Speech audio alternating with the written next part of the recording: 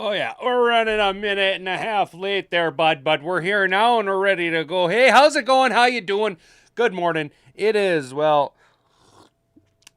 Tuesday, February 24th, 2026. I hope you like the thumbnail that I made for you. It's probably why you clicked on it. Don't click off yet. Give me a few minutes here to get going and get to know ya. Welcome to the Hat and Beard Show. I'm your host, Hat and Beard, and you're here in the Mad Hatter Nation. Today, guys, we got a little bit of a different show because we're in the off-season, so we got a little bit of a slog, so we'll be looking around NFL news and lead-off stories, really. NFL veteran announces retirement. Shocking off-season move. The Chargers center Bradley Bozeman still had 1 year left on a $6.5 million deal, but as we're seeing at almost a increased rate here, guys walking away from the game while they can still walk away from the game. We'll discuss, it's good on you. Sucks for the Chargers, though. But then we're going to have in a very, very interesting dynamic where our Lions news intercedes directly with NFL headline news.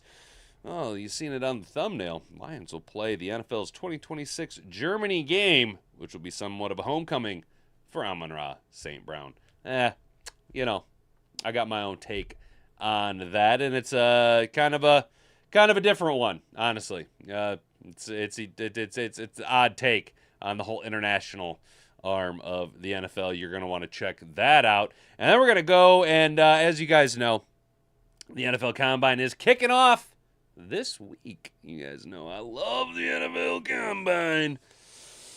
2026 NFL Combine schedule, on-field drills, Lions media sessions, and player lists. A look at the 2026 NFL Combine schedule, including the Lions media sessions, on-field workout dates and times, the TV schedule, and a full list of the invites. Obviously, we're not going to go through the full list of the invites, but there is an itinerary for you guys to follow. You're like, hey, how are they going to do all these players? Are they all going at the same time? Well, no. They do it in groups throughout the days, and we all know what day is the best day of the Combine. That's going to be Sunday, when the big fellas be getting after it, and the actual men of the NFL prove their worth, brother. But we'll discuss that and see what's going on. And then officially, Mike Kafka has a title. All the coaches have their potential seats stabilized, right? We now know what the titles are for guys like a Mike Kafka and your friendly neighborhood Dan Skipper. Oh, does it not? Look, man. All I'm saying, dude, is if you don't like the fact that Dan Skipper transitioned immediately from being the biggest troll in the NFL and a fan favorite here in the Motor City, not taking no time off and not even taking like a caliber of play coaching back, going directly into a special assistant position for the Detroit Lions coaching staff. Dude, that's awesome. And if you're not on board with that, if that doesn't make you a little bit hype in spots that you maybe didn't normally get too hype in thinking about coaching staff, well, you're probably a pinko commie, and we don't have room for that here on the Hat and Beard Show, guys. But Mike Kafka, to be part of something special, Kafka excited to be part of Dan Campbell's Lions culture. He is officially the passing game coordinator, and we will find out why Mike Kafka, even though having by all accounts, many options available to him, any different roads he could go down, right? He chose to come and be a part of something special here in the Motor City. So I think it's super cool. And you guys know that as the coaching carousel continued to rotate, I just quickly kind of hopped off the Mike McDaniel wagon, and I got really excited about Mike Kafka. But you know what? We'll discuss all of that. Make sure that you stick around. And then finally, if we got time at the end of it, kind of bookending it, I figured he would have a video about it. But you guys know that I love Flemlo Raps and the content he creates over here. The dark psychology of chronic NFL injuries goes deeper than you think. A little bit of I actually haven't watched this. I haven't watched this yet. It just came out earlier today, 12 hours ago. So late last night. He's been cranking out some content. But Flemlo is going to give us his take and a breakdown. It has to deal with the Rondale Moore situation based on the thumbnail. So we will both watch this together and see what Flemlo has lined up for us on this fine Tuesday morning. Guys, before we get into all that, though, you got to do me a solid. You got to go ahead and like the video, subscribe to the channel if you're new here. It's the only way for you to engage with the rest of Mad Hatter Nation. Mad Hatter Nation is, in fact, the most based Lions and NFL fandom. Here we are an island of sanity in a sea of nonsense. So you're going to have to subscribe to go ahead and partake in the chat with the rest of the Mad Hatters. It is a very small barrier of entry, but I think you do get a massive return on your investment there. You're going to want to go ahead after that and turn that notification bell on so that you can be notified every single time that we go live Monday through Friday, 10 to 11 a.m. right here at youtube.com. And then like the video, share this around with every single person that you meet today, tomorrow, yesterday. Get in your DeLorean, get up to speed, get the flux capacitor going, rip, rock, and roll back in time, and tell your friend and your younger self you're going to want to go ahead and subscribe to the Hat and Beard Show. It is something special, and you want to be a part of it. I can totally feel you with that. Now that you've done that, make sure that you want to play the game with us. We're going to play the game, and that is the Mad Hatter game. As we go article by article, please copy the link down on your clipboard. Go ahead and hit the share button. Copy on your clipboard. It's a little game that we play with the algorithm. It's something that we all kind of like to do here, so I appreciate that from each and every single one of you. Now that all of that is out of the way and you have rang all of my buttons and clicked all of my bells, go ahead, take it away, Jocko. Let's get in the show. If you can say the word good, guess what? It means you're still alive. It means you're still breathing. And if you're still breathing, well, then hell, you still got some fight left in you. So get up, dust off, reload, recalibrate, re-engage, and go out on the attack.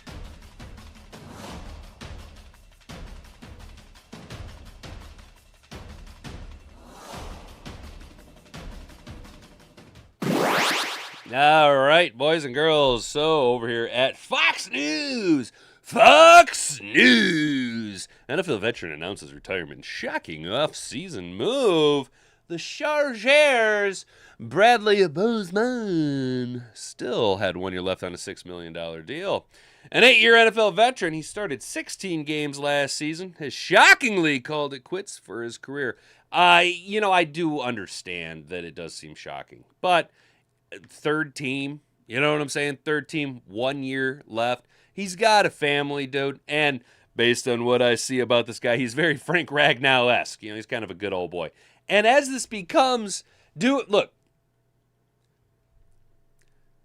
at what point do we stop saying shockingly, and at what point do we start to allow it to become more normalized for players to walk away while they can, God beat the drum and the dead horse about this. Being able to walk away from the game while you can still walk away from the game is infinitely more important than the $3.25 million or whatever was left on a $6.5 million over 2-year deal, right? What happens if he goes out there, ruptures his Achilles, gets an awful concussion, breaks his neck? You know what I'm saying? Then he has nothing. Nothing. He has all the reasons in the world to be able to walk away from it. And I think we need to start. Look, man, words have power, dude. You know what I'm saying? What was Michael Knowles' book? Speechless, Controlling Words, Controlling Minds, ding, ding. You know what I'm saying? We need to be a little bit less with the negativity around the shockingly calls it quits. And we need to say something like, we bid a farewell. You know what I'm saying? Like, come on, man. Let it be a little bit more normalized for players to walk away from the game while they can still walk away from the game. Also, this opens the door for younger talent to be able to have a job, man. Like, let's go. The Chargers center Bradley Bozeman announced his decision on Instagram on Monday, saying he's, quote, ready for my next chapter. Quote, this game has given me so much. Lessons, lifelong friendships, and memories my family will carry forever. I've poured everything I had into this journey, and I walk away grateful and proud, and walking away while we can still walk away. He shared pictures of his time with the Chargers, the Panthers, and the Baltimore Ravens. So he's been played in 3 different divisions and on 2 separate coasts. He saw different coaches and teammates across 3 franchises, and he acknowledged all of them and the fans. Thank you to every teammate, coach, and fan I was blessed to cross paths with along the way, he wrote. He also showed his love for his family. This is what I cry. I just think it's funny when people do this. So his name's Bradley Bozeman. He wanted to show love for his family, including his 3 children, Brody, Bailey, and Boone. He also called his wife Nikki. Unbelievable. Calling her his ride or dad from the very beginning, adding, I couldn't have done any of this without you. So a lot of respect to his family. Nicely done. You can see why he wants to walk away. Quote, he finished off his post with a quote he heard during his career, and I think this is something this is something that was told to me in a different, not this words, but in different verbiage, right? Quote, every career, no matter how decorated, ends in a trash bag. The game moves on. Someone fills your spot. I'm just thankful God gave me the chance to take the ride. If that ain't true, dude, if that ain't the truest thing, like, bro, every career ends in a trash bag and we all end up in the dirt. Somebody, look, it was explained to me in a little bit of a different term and tone. Look, man, walk away from a job when you can still walk away from a job, because ultimately a job is nothing more than a business arrangement between 2 parties, and they will cut your sorry ass faster than you can drop them, so you might as well beat them to the punch. You know what I'm saying, brother? Like, oh, man, if he, Bozeman said that the next chapter will be life at the farm, as the Alabama native and former Crimson Tide lineman completed his caption with Roll Tide. Bozeman was drafted by the Ravens in the 6th round in 2018. He played 14 games with the Ravens with 1 start. And then John Harbaugh gave him the nod as the team's starting left guard for the next 2 seasons, starting 16 games in each of them before shifting to center in 2021. After his rookie deal, he landed with the Panthers, spending 21 and 22 there with the franchise, where he was the team's starting center. Finally, Bozeman ended with his old coach's brother, ended up with his old coach's brother. Jeez Louise. Jim Harbaugh, where he signed with the Chargers to revamp their O-line, where he signed a $6.5 million deal with the team over 2 years. Now, the Chargers are kind of, I'm not saying it didn't work out, but he was brought in for a very specific purpose, and that was to be a veteran, to be an anchor and stabilize the offensive line. But unfortunately, the Chargers had some injury situations, including with Rashawn Slater and Joe Alt with season-ending injuries, right? That offensive line struggled without those 2 guys. Now, if they can come back and play at the levels they were at, great. But if not, you're looking at 3 huge catastrophic playoffs. By all indications, though, possibly a Tyler Linderbaum could be heading out there, right? He's the ex-Ravens center, and he's a hot commodity on the free agent market. I think we all know that. But, maybe looking to follow suit, go from Baltimore, maybe move out to a warmer climate place, move to L.A., head out there, and maybe. We don't know. That can be all grandma wagoned for that. But a little bit of news and notes from around the league there, a league announcement of a retirement. Now, if only Taylor Decker could figure out what the fuck he's going to do, maybe move along. Move along, because your play is starting to get into the Jeff Backus tier of play. Taylor Decker, you know what I'm saying? I wouldn't blame any of them for walking away after the rookie contracts. You're already set for life. Why hurt for life, too? Rick, statistically, most guys don't even make it through a rookie contract if you look at the actual numbers of the NFL. But no, I hear you, dude. I hear you, But, a lot of guys, it's that second contract. Outside of the first round, most guys aren't getting, especially now with the new scaling after the CBA, when everything went bananas during like the Jamarcus Russell era of rookies getting $66 million, whoa, hello, cat. Whew, Ivor just startled the ever-living shit out of me. This cat, like, I'm not a cat person, but now me and Ivor, dude, he's my boy, dude. We're homies, bro. Like, he's now taken to, like, if I put my hand down, he just comes in my office all the time. He's hard to get out of my office now, too. But this dude, me and Ivor, we're homies, dude. That's my guy right there. But he just started the shit out of me, dude. Them cats, they're stealthy, dude. They're stealthy. But a lot of guys make their generational wealth on that second contract. That's where they make that big money. Anywhere from like a 3 to a 5 year deal. After that, you're looking at a career getting into the double digits, and not a lot of guys have that type of durability. You know what I mean? A lot of guys don't even make it through their second contract. That's why you see second contracts with the void years on the back end and a lot of outs after the second and third year of like a 5 year deal. You know what I'm saying? I have 8 siblings, blood and step. I am one of 2 whose names don't start with S. The other is nice, dude, nice. His price will be too high. Bidding war. Well, actually, you know what? So my name's Hat and Beard. My mom's name is Hat's mom. My brother's name is Hat's brother, and my dad's name is Francis Muldoon. So we're of the same. We're of the same thing. Ha! You see what I did there? My mom and Hat and Boobs gets that joke, and my dad. Ah! It's a very, very funny inside joke. Price too high, I think. Yeah, dude. Yeah, for sure. For sure. Some of them make their biggest money off of endorsements. They really do, bro. And that's like what, we seen, what was it, Right Way Auto Sales had Emmanuel Mosley and Iffy Melifonwu doing commercials for him, and I was like, well, that's random as hell, but they're getting their bag. You know what I'm saying? Like, hey, y'all, stop by anytime. Oh, what's up, Dad? Yeah, so we'll probably swing out Saturday-ish, maybe. We'll see. We'll see what's going on Saturday. I know that Sunday after church, we're doing a little breakfast date and then doing my shopping for the week, because I actually got my schedule for 2 weeks in advance. Wow. People in hell got ice water, apparently. So, guys, make sure that you hit that share button. Copy that link down on your clipboard below. The Lions will play in the 2026 NFL's Germany game, which will be somewhat of a homecoming for Amon-Ra St. Brown. Did you guys know that? Have you ever heard a story? Have they ever once made a story about how Amon-Ra St. Brown is German? Has anybody ever if maybe the NFL had ever discussed that or made a point of recognizing that in any capacity, this might have been a little bit of a shock. Or not so much of a shock, but I am just like absolutely beside myself. What do you mean Amon-Ra St. Brown, a homecoming to Germany? Nobody's ever explained this to us before. What could it be? What could it possibly be? The Lions wideout Amon-Ra has quite the connection to Germany. St. Brown's mother, Miriam, was born in the country, and St. Brown hosts football camps there. Now he has another reason to visit. The Lions were announced as participants in the 2026 Germany game.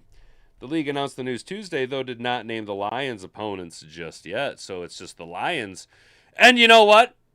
In reality, just having a game there in general means that the Lions already have to face their toughest opponent, and that is the officials. So they could just play a game against the Stripes, and probably, the Lions could scrimmage the Lions and somehow lose because the Stripes would force it to happen.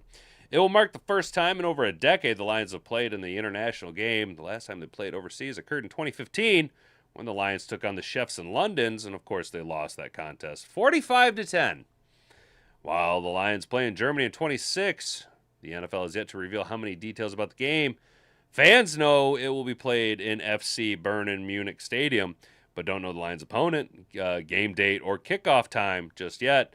All that information will be revealed at the latest during the league's schedule release. St. Brown, who's fluent in German, said it was a dream of his to play in his mother's home country. It has been a dream of mine to play in the game in my mother's home country of Germany. Wouldn't it be funny if that's all that was all the quote was? That was all it was. He said it's a dream of his to play in his mother's home country. And then it's, quote, it's a dream of mine to play in my mother's home country. And that's the whole quote. Wouldn't that be awesome? I cannot wait to play in front of the incredible fans that I've gotten to know through my visits and football camps in the country.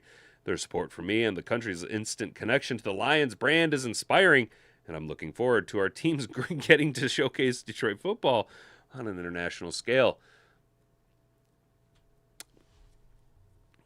There is a joke there about how, of course, the German fans appreciate the team owned by Henry Ford. There is a joke to be made there. I'm not making the joke. That other people are making that joke and that connection. I'm not making that joke and the connection, but other people are making that joke and that connection. You know what I'm saying? Look, other people are gonna make that joke. I'm not gonna make that.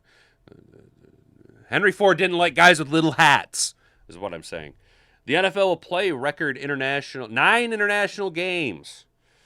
There's still 3 international games the league has yet to reveal. So, what I would like to point out is I don't like this. I don't like it because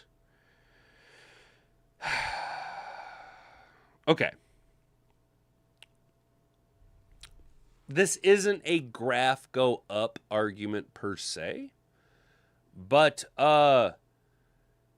does the revenue generated by international viewership, merchandise sales, people traveling to the U.S. to attend games stateside, is that revenue offset enough the loss of a weekly game revenue generated at a home stadium? Does that make sense? Because if the expansion of the brand isn't generating enough revenue, as a capitalist, I don't understand why we would continue to dilute what is one of the greatest American products. Now, exporting it is one thing. I understand that argument. But to a certain degree, because is this going to be a home game for us? Now you're kneecapping, well, in either direction, whichever team it's designated as a home game, their fans now don't get to attend a whole ass game. You're prioritizing an international fan base over your own fans. So, to that degree, I guess I'm making an America First argument. Why are we catering our top export, our American passion, what is genuinely perceived now as Americans' like actual sport? I don't think baseball is no longer America's actual pastime sport. You know, I think it really is football based on viewership, based on dollars generated in a 18-week schedule versus a 300-week schedule in baseball or whatever the hell it is, you know.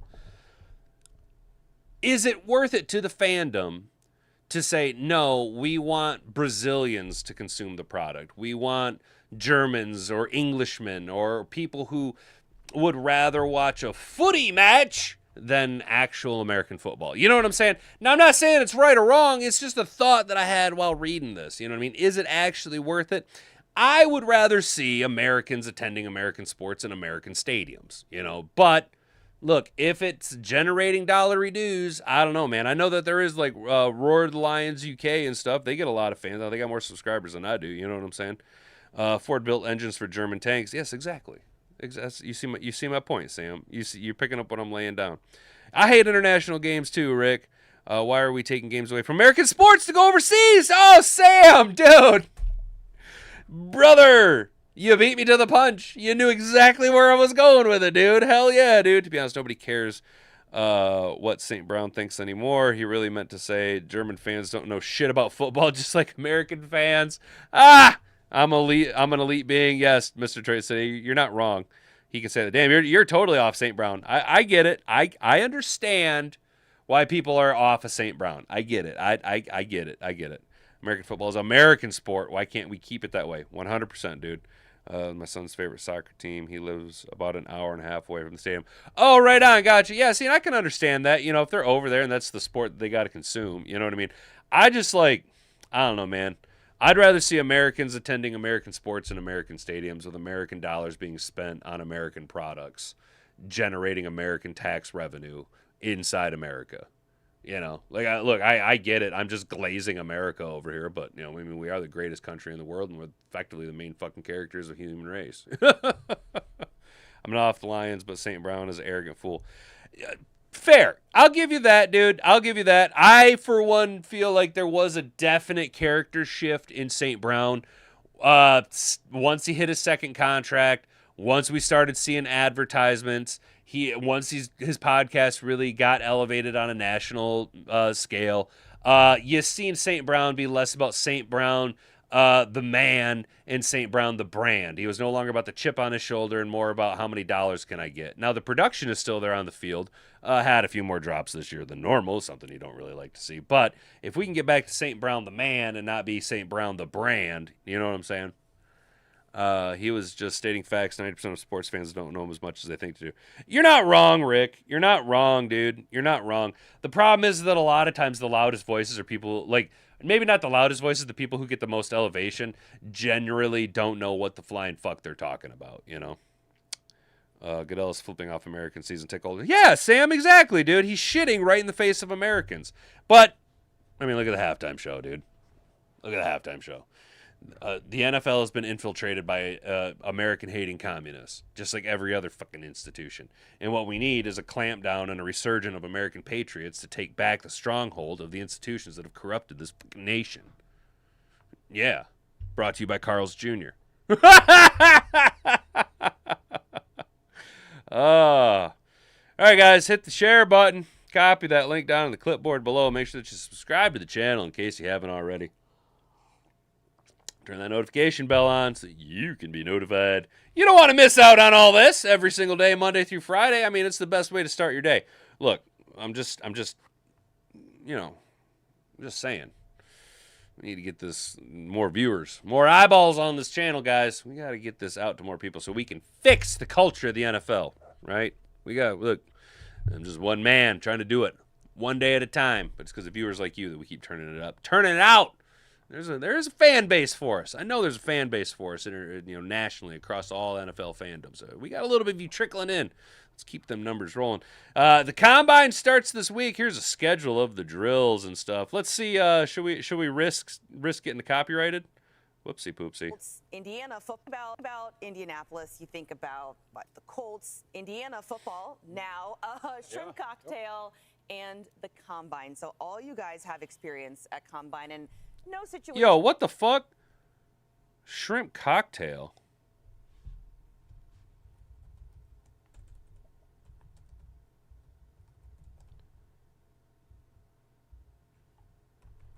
What the fuck? Why? What the hell? What does Indianapolis have to do with shrimp cocktail?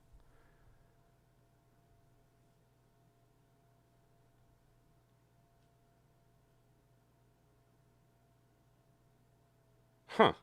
Because they got a restaurant that is known worldwide for their shrimp cocktail? Bro. Yo, hang on. Look, I'm not trying to be that guy. I like seafood, okay? I eat grocery store sushi. But, just to be clear, what you're telling me is that there's a restaurant. You see where this fork and knife is at? Well, that's Ruth Chris. That's a fake steakhouse. But there's this other one. It's called St. Elmo's. Okay. Now that motherfucker is located right here. That's the United States. It's known for its shrimp cocktail, but the ocean is all the way over here, or all the way over here.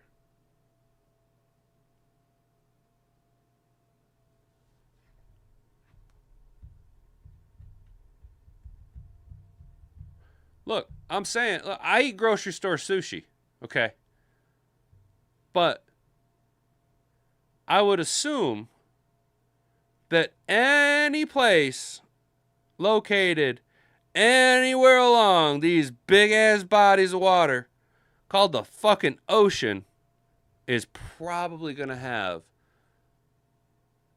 better shrimp cocktail than this place located in fucking Indiana!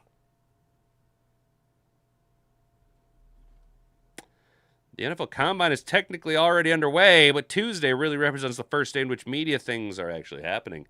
The event kicks off with NFL coaches and GMs talking to the media. Followed up Wednesday with players stepping in front of the podium and answering questions. Let's get after it. What do we got here? When will Campbell and Brad Holmes speak? Brad Holmes will talk at 1 p.m. today.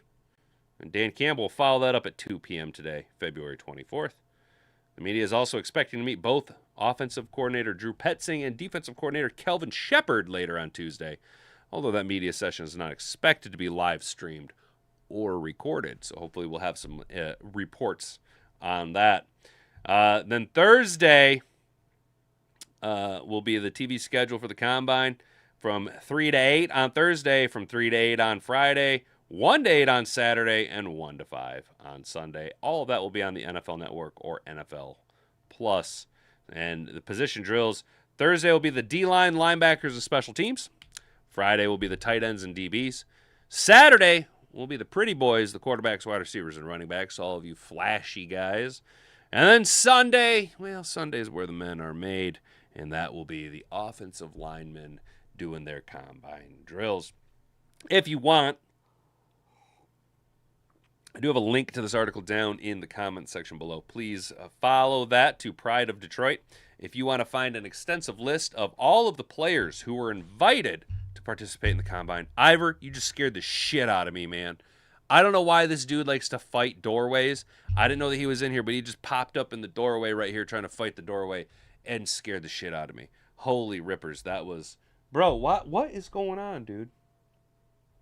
He just comes in here, he just be fighting, dude. Brad Holmes talks. Media sessions for linebackers will be on Wednesday. Media sessions for DBs and tight ends will be on Thursday at 9 a.m. So everybody has their media sessions the day of their drills early on, and they get into their drills at 1 p.m. So just a little something to keep an eye on, guys, for the Combine. If you're one of the people like me who likes watching Combine drills. You know what I'm saying? I love the Combine, dude. It doesn't matter, really. The drills don't really translate that many metrics to what you see on the field. But it's, look, I'm so desperate for football content. I'm so desperate. Like, not for content for you guys. I just miss football a lot. I just already miss it. I already miss football so much. It's just such a long off season. It's just such a long off season. The players would lose their minds if players said football players are low IQ. Yeah, dude, you're correct, dude. They would flip out, but they are pretty dumb. Bad Bunny was put on by... Yeah, dude. You know what? You're not wrong, Brent. You are not wrong. You are not wrong, dude. I do agree with you. Now we see everything is corrupt. It's sad. 100%, Sam. We all have opinions, and we have a right to state our opinions. No one has to like it. Do you care what everyone thinks of what you say? Didn't think so. No, I don't care. I don't care. Is it St. Elmo? Is it St. Elmo's or Elmos? St. Elmos? St. Elmo's? Come on, hey, fuckface. Focus. Come into focus, motherfucker. Oh, God damn it. Camera, there we go. This fucking AI camera, dude. This channel is based opinions, only libtard get lost. Fair, dude. I always watch the Underwear Olympics, but Phil comes first, second, and third. 100%, Brent. Film is where you're actually going to see. That's why, like, I don't understand why people get so down on Keldrick Falk. When I watch him on film, he is a very good player. You know what I'm saying? You know, like, he has taken Caden Proctor to school a couple of times, you know? But, yeah, dude, I like to think we're pretty based, dude. I like to think we're pretty based. If you want more based opinions, make sure to follow me on Twitter. I was just laying out the hard facts earlier that Jefferson Darcy is based as fuck. Because he left his good government job to stay home and take care of his sick wife.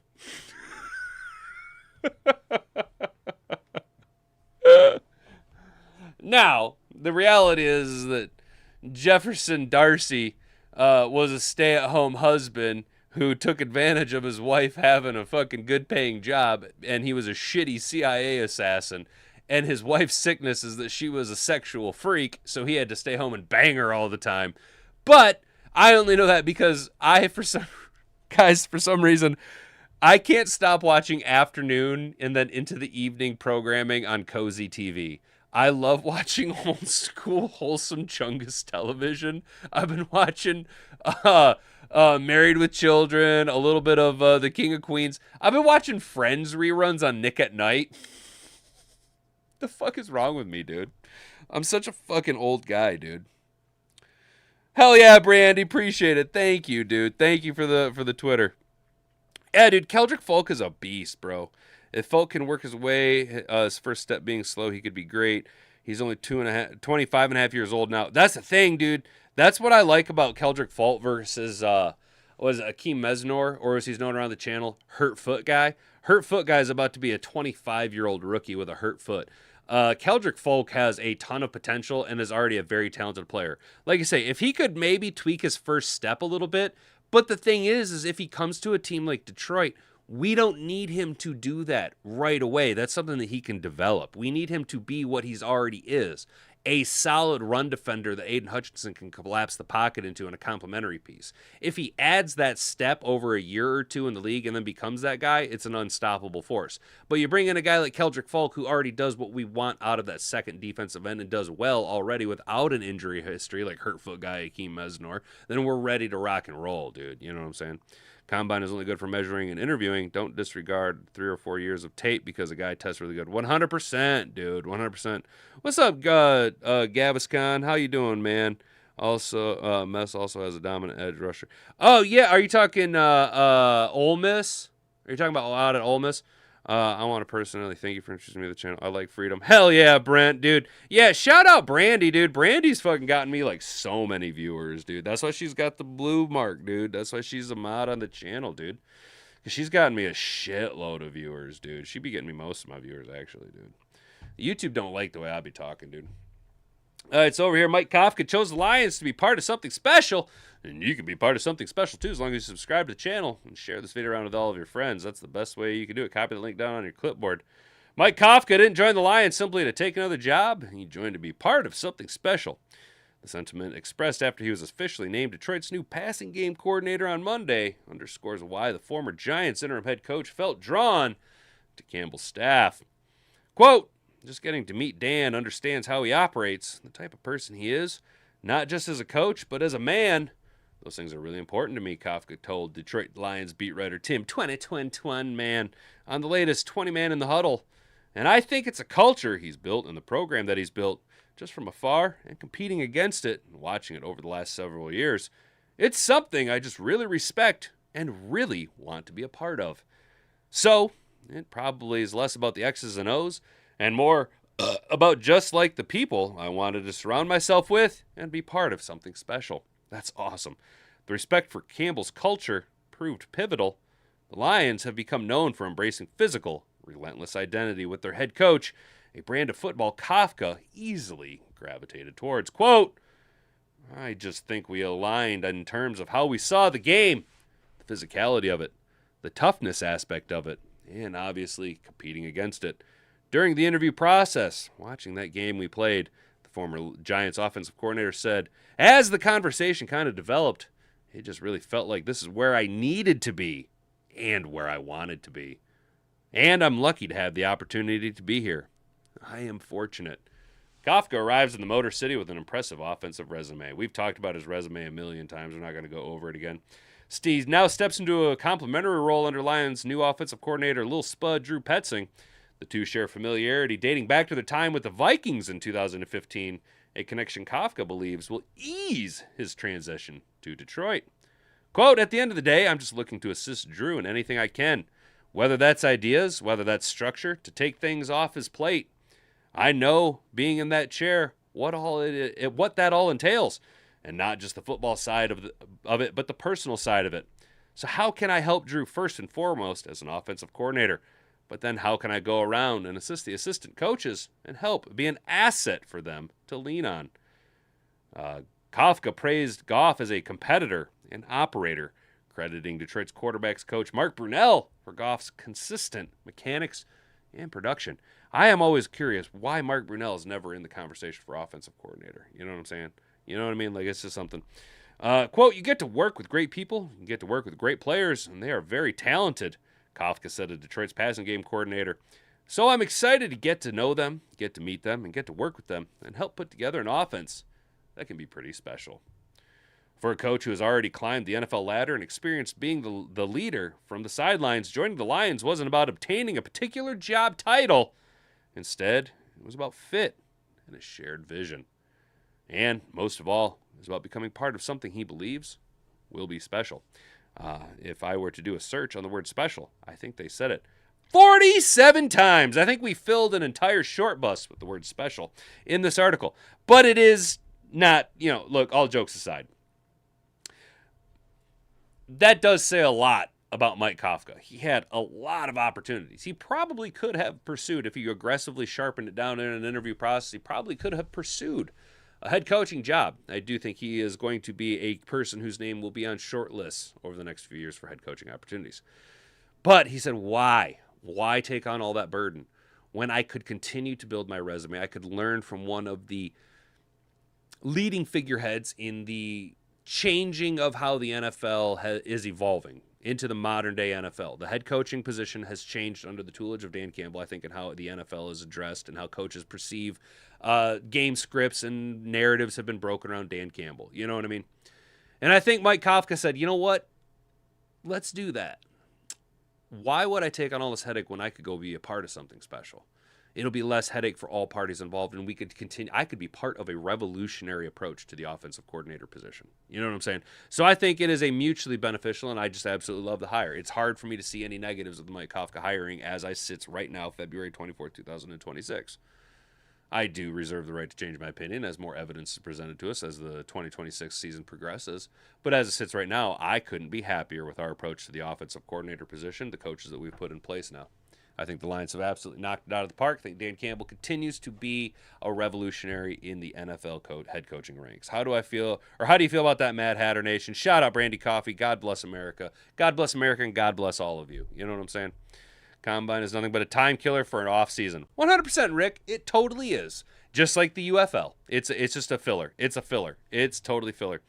The NFL has gay cheerleaders, bisexual, Spanish-speaking halftime show. What's next? Trans people playing? Probably. That's what they'll be trying to force it down to. Though if you actually look at the numbers, the whole trans thing is pretty much dying off.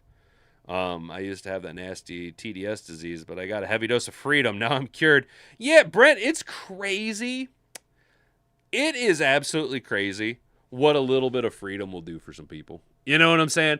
Like, one of my favorite things is I love watching gun tubers take libtards shooting for the first time, and you watch them after just like one shot, just like when they pull the trigger on that freedom pill dispensing device, and you just see them get a heavy dose of based reality rock through their system. They're like, oh, rock flag eagle, I totally get it. You know what I'm saying, bro?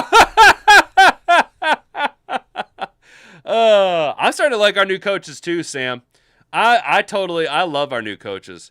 U.S. hockey, red, white, and gold. Proud of our athletes and proud to be American. Yeah, did you see that the men's coaching or the men's team will be at the State of the Union address, but the women's team somehow found it in their schedule not to be able to attend? If that isn't an exact correlation of like where our nation is at, dude, or an exact example of where our nation is at, you know. Please play. Let's get all a good laugh. What is it, dude? Because I don't want to just play something. You know what I mean? I'm not trying to be a dick. But check this out, guys. Speaking of videos, we are going to sit down and check out this Flemlow Raps video. Talking about the dark psychology of chronic NFL injuries and how it goes deeper than we think. So we're going to kick it over here to Flemlow and finish the day out on this. This video was inspired by the tragic passing of Rondale Moore, who, according to early reports, took his own life. Many people speculate that this tragic move was brought on at least in part due to the chronic injuries he's had to deal with. Chronically injured athletes deal with some real dark issues and is almost always made light of until it's too late. Then people take notice. Just to be clear, when I say chronically injured, I just mean an athlete who's repeatedly injured. And I don't mean nagging injury. I'm talking about the guys who have to constantly stare down the dark path of rehab while missing. Bro, is it the clip where the guy he's shooting the revolver and he ends up discharging it and hits him right in the fucking head like an idiot? Bro, there are so many so many stupid people at range discharge clips, bro. I watched one the other day where this guy was, I don't know why he was just running the action with rounds and fucking around in the magazine at the range, and he was flagging his own leg, and then he had an AD and just fucking shot himself right in the leg like an idiot, dude. Like, I'm just like, God damn, y'all are so stupid. You know, y'all are so stupid, bro. Like, I don't understand how hard it is to just be smart and safe around firearms, bro. People are so dumb. People are so dumb. They're so dumb. It's because they don't respect them.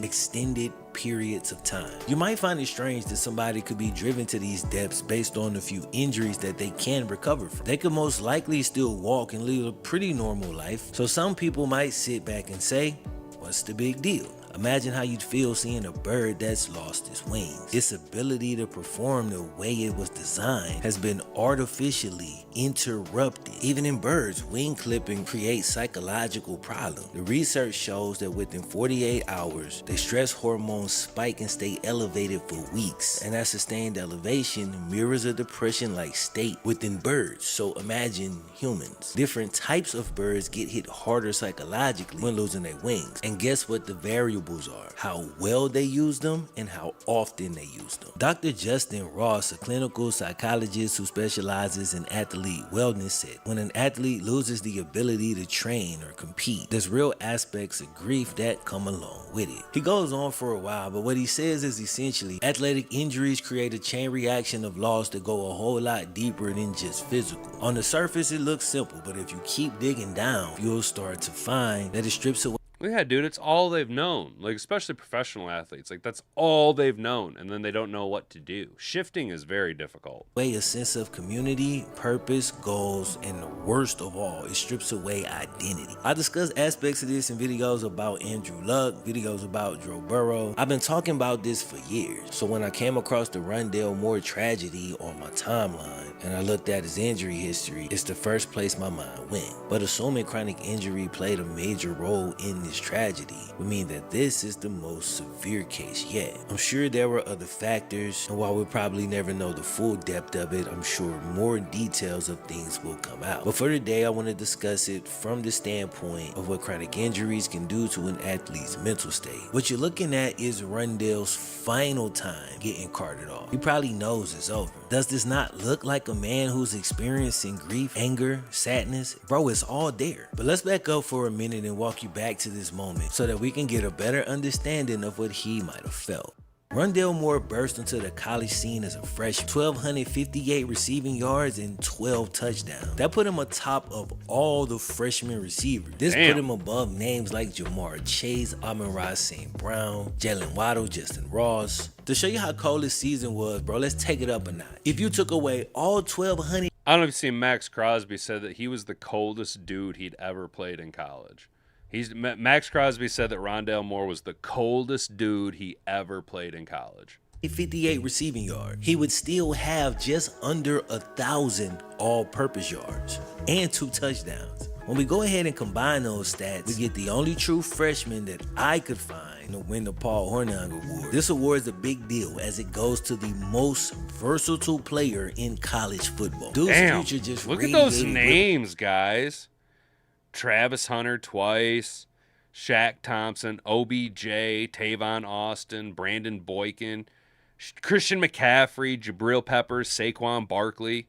Possibility. But over the next 7 years, he would never have the opportunity to return to his freshman form. And this was all due to chronic injury that unfortunately got progressively worse. His sophomore season opened up with a 13 reception, 220 yard performance. Unfortunately, that would stand as over half his yards for the entire season. That's because he battled a hamstring injury for the vast majority of that year. It's frustrating, but it's just 1 year derailed. That alone don't lead a player to a moment like this. The next season, Rondale pulled his hamstring again. Played a total of 3 games that whole season. Just like that, bro, his college career was over, as he never got anywhere close to that freshman performance again, all thanks to injury. He gets to the league and his hamstring issue follows him throughout training camp and into the season. So he's not really able to go full speed in training camp, and he missed the first 3 games of his rookie season. That sucks, but at this point, we're doing okay. Year 2, he's still not at full speed. Starts the year off again, missing the first 3 games. Finally, he gets back, plays 8 games, but then finishes the season on injured reserve. So in year 2, he got a half a season, still no training camp, barely having time to get his footing in the league. But then finally in 2023, he was healthy enough enough to play a full season. And I say healthy enough because I don't know how truly healthy he was. Because I do find it interesting that he was able to play the full season but had worse stats than he did in his previous 2 abbreviated years. I don't know for a fact, but something like that suggests that he was not really himself. It also could have had to do with the way they were using him at this point. They may have created an offensive plan that didn't heavily include him because he'd been hurt so much. They didn't want to build too much of the offense around. And I'm not sure. Those are all.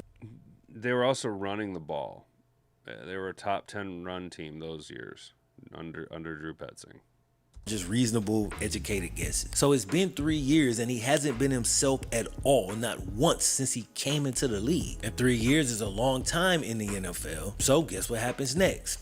He gets traded. All right, cool, new city. Let's make a good first impression, right? That was likely the mindset, and that's what he was doing. Reports say he'd been gaining momentum with the first team offense and really looking good at that point in training camp. Maybe this was the perfect situation to reset his career and get it off the ground the way that he probably always envisioned. But then, during a joint practice with the Miami Dolphins in one of the last periods of the day, he dislocated his right knee, and within 24 hours, he was completely ruled out for the entire season. It's like, bro, he was finally rebuilding within an offense and gaining momentum in a reset button. And then he gets hurt worse than ever before. To put it in perspective, he hasn't been full strength at this point for 6 years in a row. We're talking 2018 to 2024. Now this reaction's starting to make sense, especially when you add this final gut punch. If you think about what Dr. Ross said, the accumulated grief that he's gotta be feeling at this point is getting heavier and heavier. He goes into the dark, stays there for a while, but he fights his way back. After all this, he's still battling, although the scar tissue is starting to build up. But he still had hope and felt he could get past it, and he got back on the battlefield in 2025. Now he's 7 years removed from that amazing freshman season. His NFL tenure's gone nothing like he would have hoped. His college career ain't really go like he had hoped, outside of that one season. In the Minnesota Vikings' first preseason game, midway through the second quarter, Rundell gets in. He's nervous and tentative, and when the punt coverage ends up being good, he tries to make his way out of bounds. But in the preseason, guys are trying to make the roster, so instead of letting him go out, the defender decides to pull him down from behind. This was the final play of Rundell's career. It's heartbreaking to watch as he gets carted off. He's completely distraught, probably filled with despair. He's exasperated, and in this moment, he knows his football career is likely over. That's one level of pain, but the fact that he never truly got to show what he could really do he is, dude. Look at the way he was outside of breathing. just that one college season, that might be just a couple levels deeper. Dr. Ross said the return to sport phase may have the highest level of anxiety and stress for many athletes. They worry about things like being re-injured or not returning to pre-injury form. They worry about letting their teammates down, all the people that looked up to him in their hometown. What if I'm not the same? What if I'm never the same? Those toxic questions become reasonable, but athletes don't rehab for those internal wounds. They oftentimes just sit there and keep causing problems. There's been plenty of cases where an athlete is physically ready, but mentally, bro, they remain unhealed. So in this one study, bro, they screened young athletes directly after tearing their ACL, and they found that the majority were experiencing symptoms that perfectly mirror PTSD. We're talking about like 85% having intrusive flashbacks and memories of the moment the injury happened. And because of this, being in a heightened state of alertness and anxiety, and therefore mentally blocking their bodies from performing in the same ways that they used to. A lot of times this causes us to start. That's fucking wild. The average age was 14 and a half. Dude. Why are kids blowing their ACLs, dude? What the fuck? Landing different. Why are dude, what is wrong with our bodies? We start falling different. A lot of y'all have probably experienced it. It just hits a lot harder when you're that good. Because the more you identify as an athlete, the harder it hits. So if you're that good, you're in the league, being an athlete's your career. And I wish it wasn't this way, but the truth is a lot of times being an athlete's your life. Or at least such a huge chunk of it that when it's taken away, you lose yourself. But imagine coming back and pushing through those fears. You push them fears down as much as you can and get yourself back to the point where you can take flight. But then suddenly, bro, the unthinkable happens. You get injured again on the first play, immediately starting that process all the way over again, and you didn't even get the reward. You see what I'm saying, bro? The last time you was digging out of that hole that was deeper than it had ever been, the only thing that kept you going was the hope that once you finally got out, you would have built the strength it takes to stay out. And before you can even walk on solid ground, you immediately fall right back into the pit. If you human, a level of hopelessness gonna set in. And unfortunately, sometimes we can't fight out of it. And all I'm saying is we should be able to understand how people get in this headspace. That don't mean we encourage them to stay in that headspace, but we gotta have empathy first to understand where they was at. Cause otherwise it ain't no hope of getting them out. To fail is one thing. To never have the talent in the first place, yeah, that's one thing. But to have it and never give be the able to opportunity. express it, that's gotta be one of the most painful. Bro is a world-class athlete. He just like, and it happens all the time, you know? Think of like, Mikhail Lashore, right? Ruptured Achilles, you know? Javid Best, literally an Olympic sprinter who just couldn't stay healthy. Now he's a beat cop in San Francisco. All these dudes who just like for one reason or another, their body couldn't keep up literally with their own body.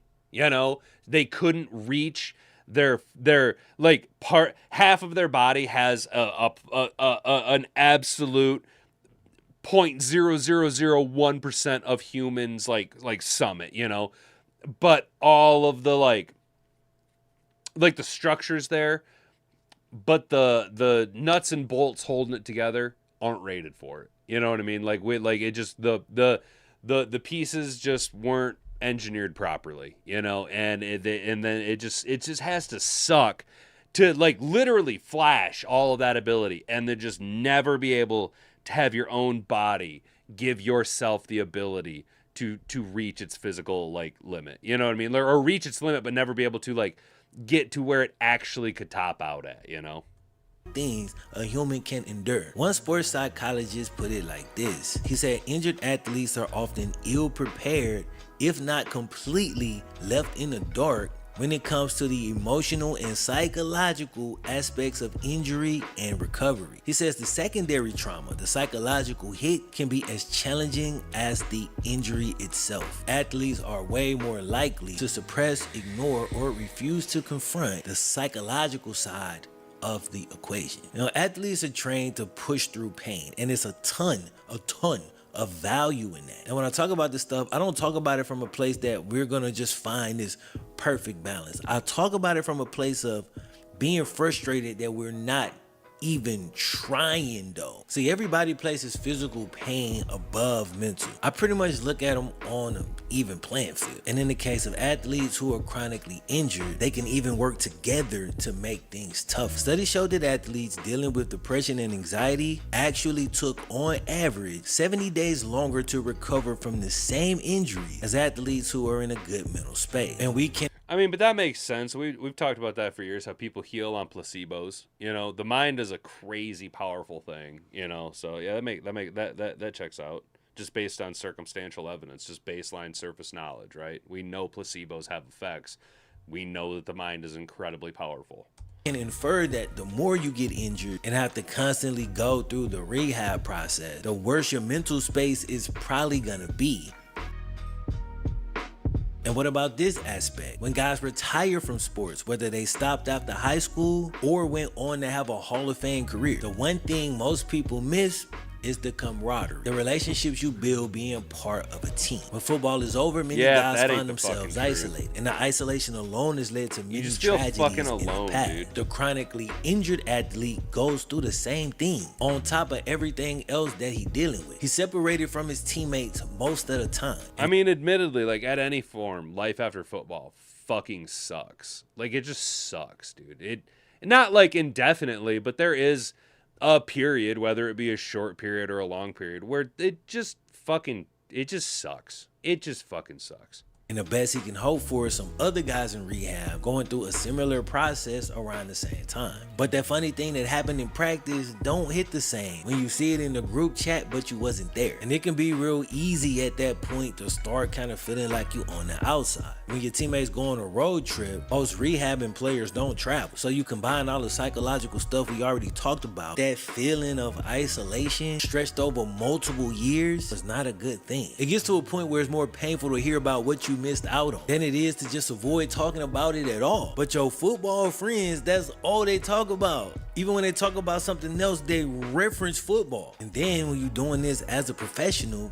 you gotta worry about your job getting taken. That's on top of all the other stuff. Cause when the next man up is replacing you, I gotta imagine that would hit a little different. My point is, chronic injuries don't just break down bodies, they break down minds, they break identities. So when you're dealing with an athlete who's chronically injured, a little sensitivity would go a long way. And that alone is not gonna fix the problem. Right now I'm just trying to say, don't add to the problem. Just like I talked about in the CTE video, just like I talked about in the chronic pain video. As fans, we really don't have an excuse to be ignorant to these things. The information is out there. If you don't want to go find it, you got somebody like me that's going to introduce it to you. Football players choose to play football. Make a lot of money, but there's a lot of risk involved. But I just want to challenge people to start seeing life through a lens of similarity, because there's so many parallels. Just because people have a public job, that don't mean you get to say whatever you want to them. A lot of times it means that in private moments, they have to deal with certain things that you could not imagine. And it works the other way. If you lead a completely different life than a pro athlete, then you have to deal with certain things that they probably never think about. So the way you find the empathy is simple. Think about the things that they have no idea you deal with. Realize the same issues you got that they can't understand.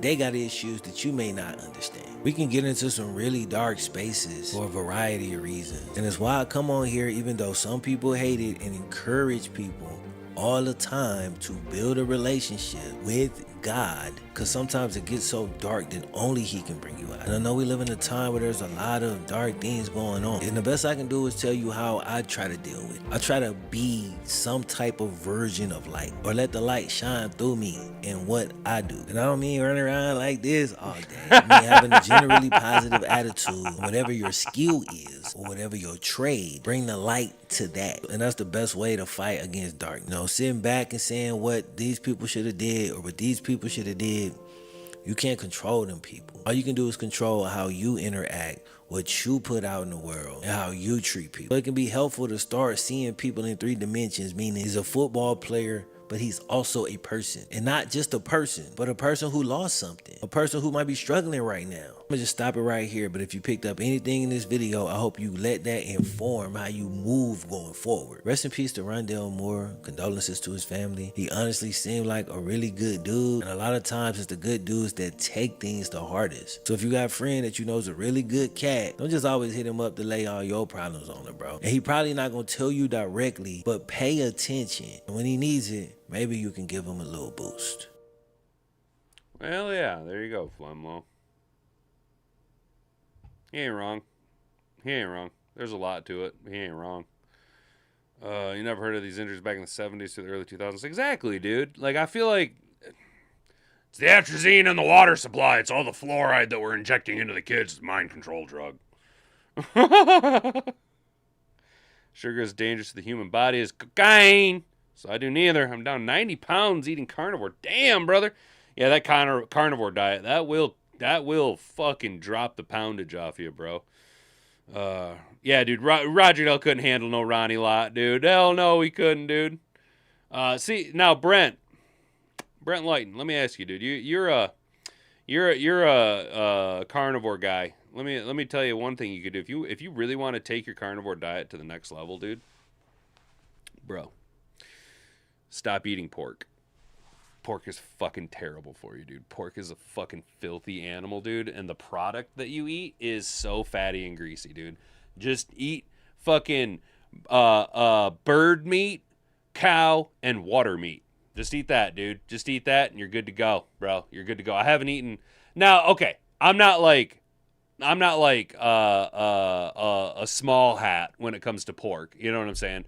But like I'll still eat like pulled. Like I love pulled pork. Oh my god, I love pulled pork. And I'll still crush like a rack of baby back ribs. You know what I'm saying? But like we don't eat no pork chops. We don't eat no like pork bacon, dude.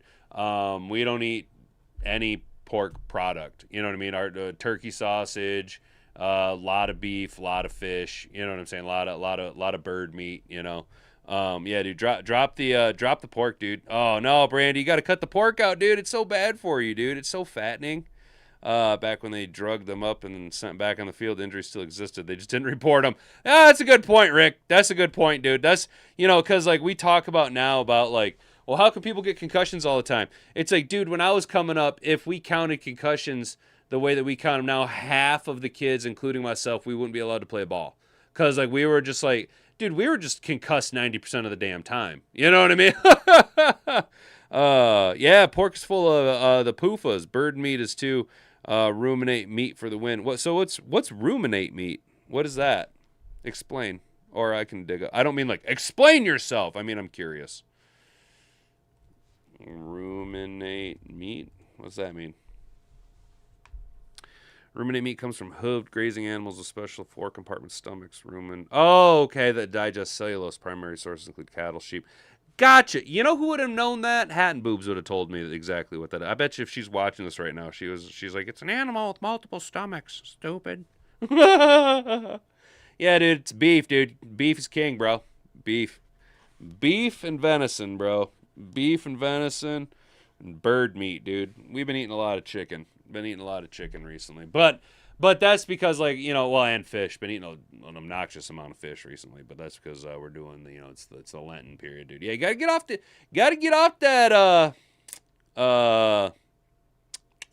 pig meat, dude. Yeah, you gotta get off the pork, dude. Venison, best red meat, 100%. My wife doesn't eat pork, and I quit when I ate a pork chop. It was funky tasting. Yeah, dude, you get it, Sam. You know what I'm saying, bro? Those actions are more frequent. Hell yeah, I'm so happy to be playing the Germany game. Yeah, dude, we talked about the Germany game a little bit. Is beef, sheep, lamb. I would eat only beef if I want my financial situation. Yeah, dude. Bro. Brent. So you notice it too.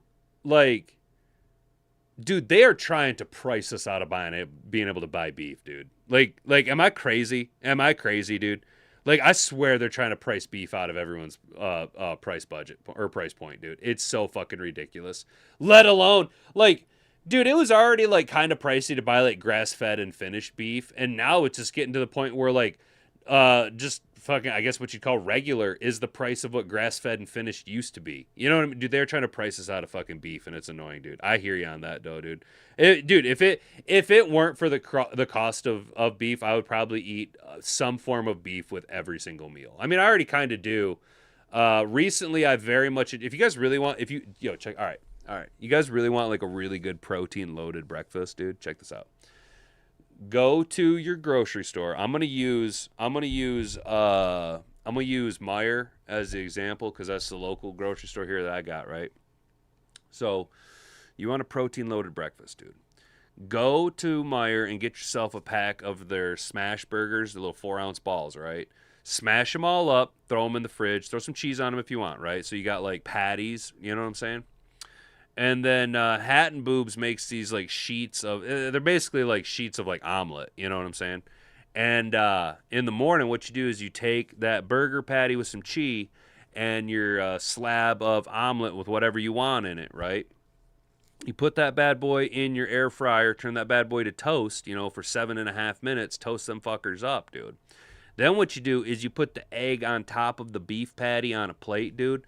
Then you go ahead and you want to garnish that with some hot honey sauce that Hat and Boobs makes. It's off the chain. Delicious, dude. And just eat it with a fork, dude. Protein loaded, ready to rock and roll. Delicious as fuck, dude. I know it sounds crazy. Hot honey on beef, so good. So good. So fucking good, dude. Hot honey on beef is really fucking good, dude. It was $30 a pound for a filet here in Florida. Damn, dude. Yo, Sam, go eat gator, bro.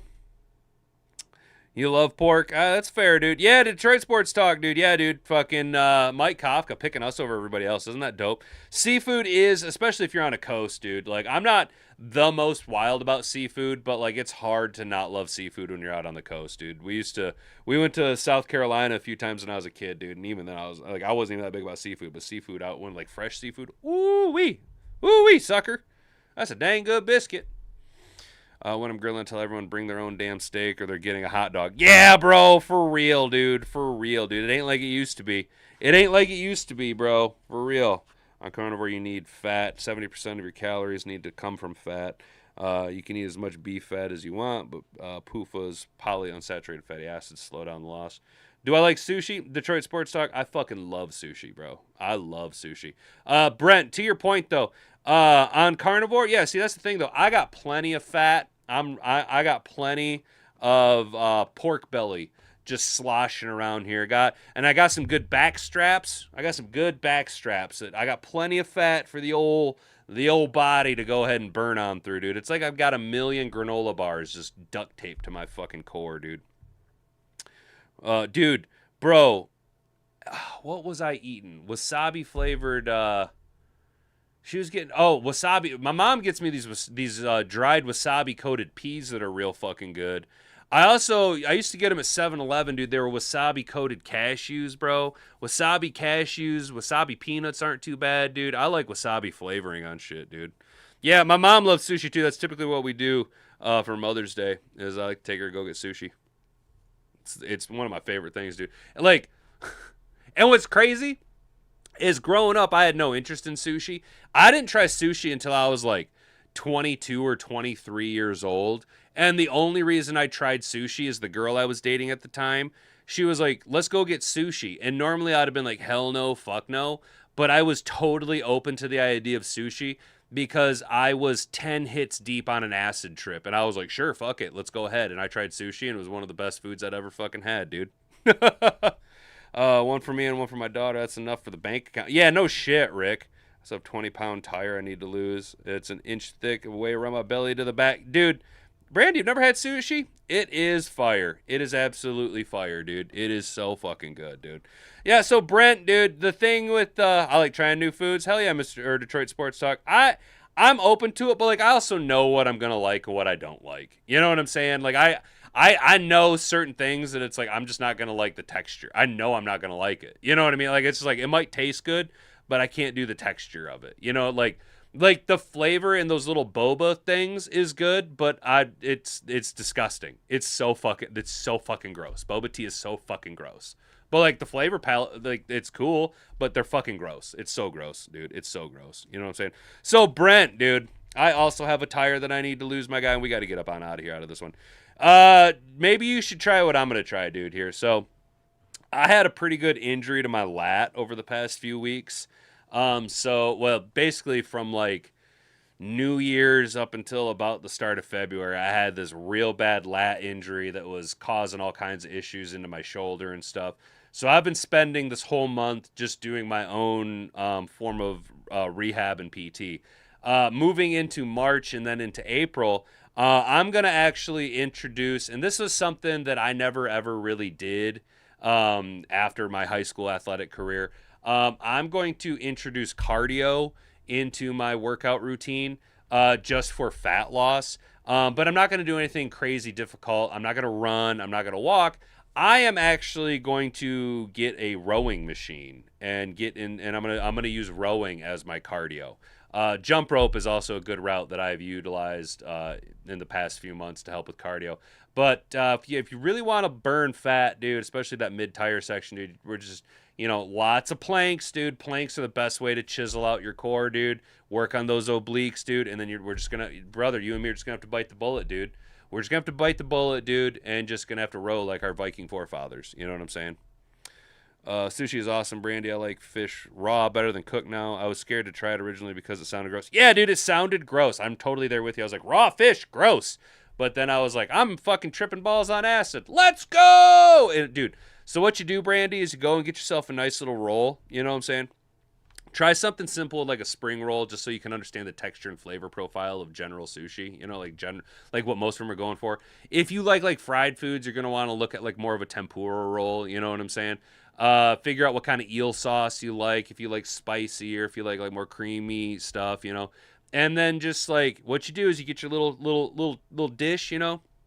You take a dollop of some wasabi, put it on that fucker, pour some soy sauce on it, mix it up with your chopsticks, dude, and then just pick up your fucking little slice of roll, dip it in that fucker, pop it down the hatch, munch, munch, munch, making a turd, dude. You know what I'm saying? And it is awesome. Now, I will just go ahead and TMI you guys before we get out of here. I do not recommend, unless you are close to home, I do not recommend drinking a iced mocha with extra espresso in it right before eating 3 sushi rolls, because then on the way home, the sushi is going to do everything possible to get loose, and it is not a fun time for anybody involved. I mean, you are sprinting in the home stretch, dude. The sushi be knocking on the back door trying to get loose, so I do not recommend that one. Yeah, don't get it from the gas station, dude. Don't get it from the gas station. Hell yeah, Sam Armstrong lost 33 pounds hiking on a treadmill 3 miles on a 10-inch incline. Dude, Hatton Boobs has actually lost 20 pounds over the past few months just walking. She's been dieting and really monitoring, not dieting per se, but monitoring what she eats, but that has been the number one anchor point to her fitness, has been walking. It's quite impressive what you can do with the body to burn weight, but dude, yeah. Did I get it from McDonald's? No, dude. No, I actually got it from one of my favorite restaurants, one of my favorite ones. It was just like, I don't generally eat that much in the morning, and I had like just poured an iced mocha, and I think at the time I was getting like 4 shots of extra shots of espresso put in that fucker. Pounded that son of a bitch, went in, ate 3 rolls of sushi, dude, and boy howdy, that sushi wanted to get loose, dude. I was like,